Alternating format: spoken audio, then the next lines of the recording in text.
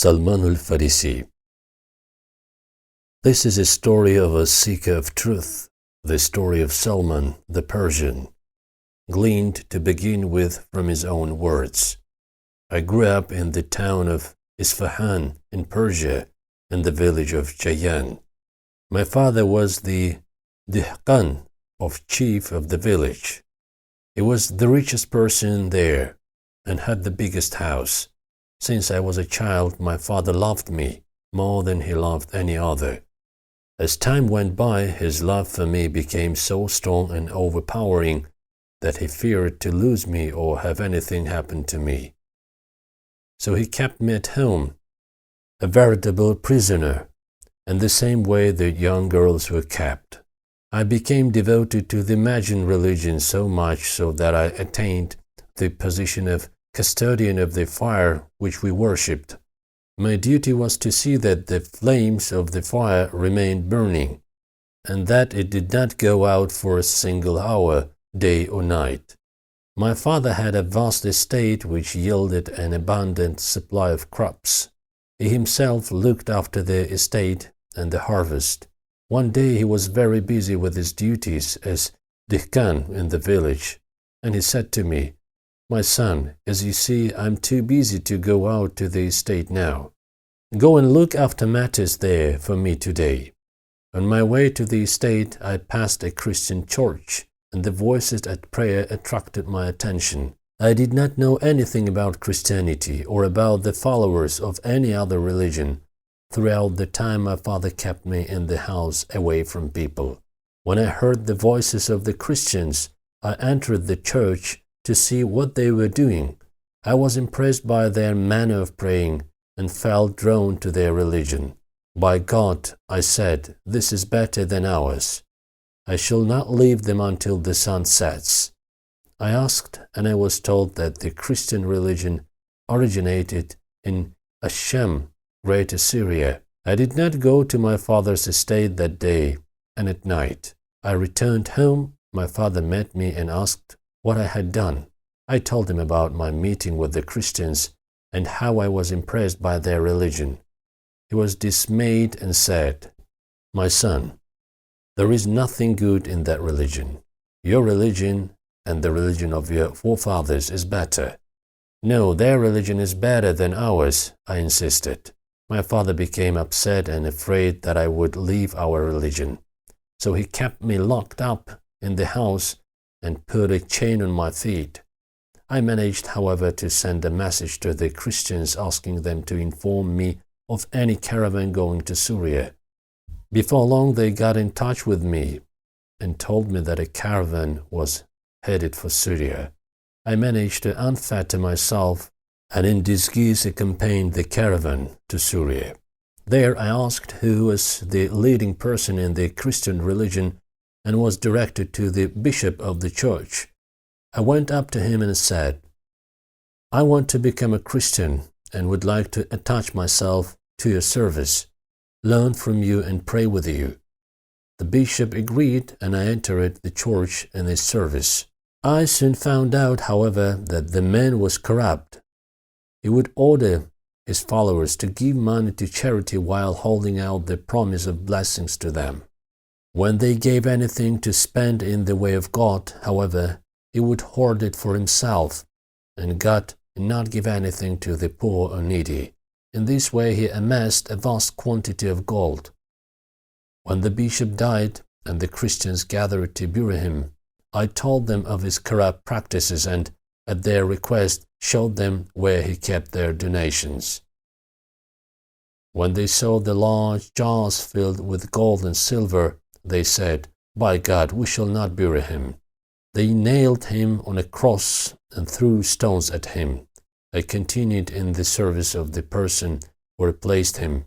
The new bishop was an ascetic who longed for the hereafter and engaged in worship day and night. I was greatly devoted to him and spent a long time in his company. After his death, Salman attached himself to various Christian religious figures in Mosul, Nisibis, and elsewhere.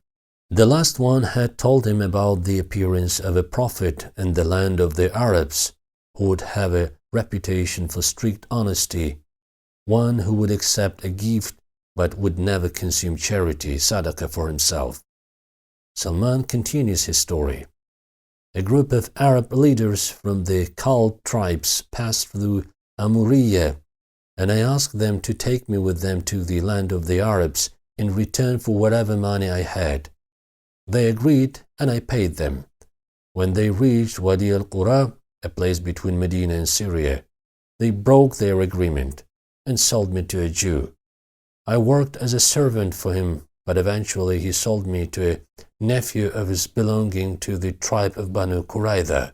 This nephew took me with him to Yathrib, the city of palm groves, which is how the Christian at Amuriya had described it.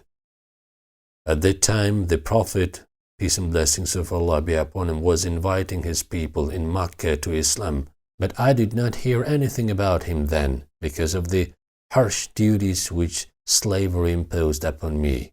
When the Prophet, peace and blessings of Allah be upon him, reached Yathrib after his hijrah from Makkah, I was in fact at the top of a palm tree belonging to my master, doing some work. My master was sitting under the tree. A nephew of his came up and said, "My God, declare war on the Aus and the Khazraj, the two main Arab tribes of Yathrib. By God, they are now gathering at Quba to meet a man who has today come from Makkah and who claims he is a prophet, peace and blessings of Allah be upon him." I felt hot flushes as soon as I heard the words, and I began to shiver so violently that I was afraid that I might fall on my master. I quickly got down from the tree and spoke to my master's nephew. "What did you say? Repeat the news for me." My master was very angry and gave me a terrible blow. "What does this matter for you? Go back to what you were doing," he shouted. That evening I took some dates that I had gathered and went to the place where the Prophet had alighted.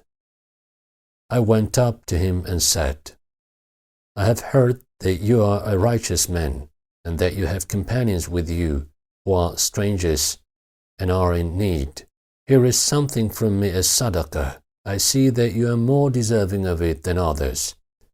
The Prophet, peace and blessings of Allah be upon him, ordered his companions to eat, but he himself did not eat of it. I gathered some more dates, and when the Prophet, peace and blessings of Allah be upon him, left Quba for Medina, I went to him and said, "I noticed that you did not eat of the sadaqah I gave. This, however, is a gift for you. Of this gift of dates, both he and his companions ate." The strict honesty of the Prophet, peace and blessings of Allah be upon him, was one of the characteristics that led Salman to believe in him and accept Islam. Salman, may Allah be pleased with him, was released from slavery by the Prophet, who paid his Jewish slave owner a stipulated price and who himself planted an agreed number of dates palms to secure his manumission. After accepting Islam, Salman, may Allah be pleased with him, would say when asked whose son he was, "I am Salman, the son of Islam from the children of Adam." Salman, may Allah be pleased with him, was to play an important role in the struggles of the growing Muslim state. At the Battle of Khandaq, he proved to be an innovator in military strategy. He suggested digging a ditch or Khandaq around Medina to keep the Quraysh army at bay. When Abu Sufyan, the leader of the Meccans, saw the ditch, he said, "This stratagem has not been employed by the Arabs before." Salman became known as Salman the Good. He, may Allah be pleased with him, was a scholar who lived a rough and ascetic life. He had one cloak, which he wore and on which he slept. He would not seek the shelter of a roof, but stayed under a tree or against a wall. A man once said to him, "Shall I not build you a house in which to live?" "I have no need of a house," he replied. The man persisted and said, "I know the type of house that would suit you." "Describe it to me," said Salman. "I shall build you a house which, if you stand up in it, its roof will hurt your head, and if you stretch your legs, the wall will hurt them." Later, as a governor of al-Madinah near Baghdad, Salman received a stipend of 5,000 dirhams. This he would distribute as sadaqah. He lived from the work of his own hands. When some people came to Medina and saw him working in the palm groves, they said, "You are the Emir here, and your sustenance is guaranteed, and you do this work."